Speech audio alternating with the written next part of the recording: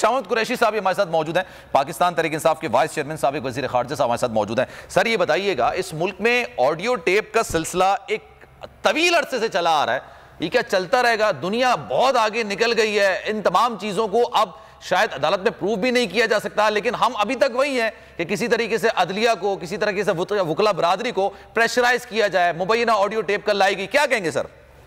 देखिए, अभी आप सही निशानदेही फरमा रहे थे कि जो ऑडियो रिकॉर्डिंग्स हैं ये गैर कानूनी हरकत है, और फिर जिस तरह उनको इस्तेमाल किया जा रहा है उसके सियासी मकासद हैं, ठीक है, ये दुरुस्त नहीं है। सही है। हमें इस रिवायत से हमें ये रिवायत नहीं डालनी चाहिए, ये कानून की खिलाफ वर्जी है। और कौन इख्तियार देता है किसी को कि किसी की गुफ्तगू टेप करे?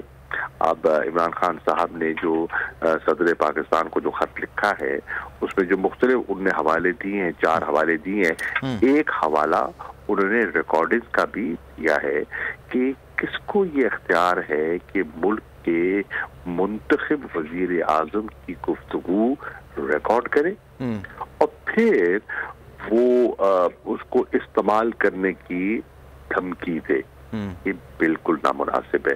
मैं समझता हूँ अगर हम इस रवैश से बाहर ना आए तो हम जग हसाई के अलावा मुल्क का नुकसान होगा, जग हसाई का सबब ही बनेंगे, जो कि अभी तक हम बनते आ रहे हैं। शामत कुरैशी साहब हमारे साथ मौजूद है, बहुत शुक्रिया आपका। हमारे मेहमान हमारे साथ मौजूद है। जनाब, अगर ये वीडियो आपको पसंद आई है तो लाइक पर क्लिक जरूर कीजिएगा। बोल उड़ाएगा सबका होश, भूल जाएंगे सब अपना जोश। देखिए पाकिस्तान की सबसे बड़ी PSL ट्रांसमिशन सकलैन मुश्ताक, रमीज राजा, सुहेब अलवी, जमील फारूकी और फहीम खान के साथ खेल का जुनून रोजाना रात 11 बजे सिर्फ बोल न्यूज पर। सब्सक्राइब करें और बेल दबाएं ताकि कोई खबर रह न जाए।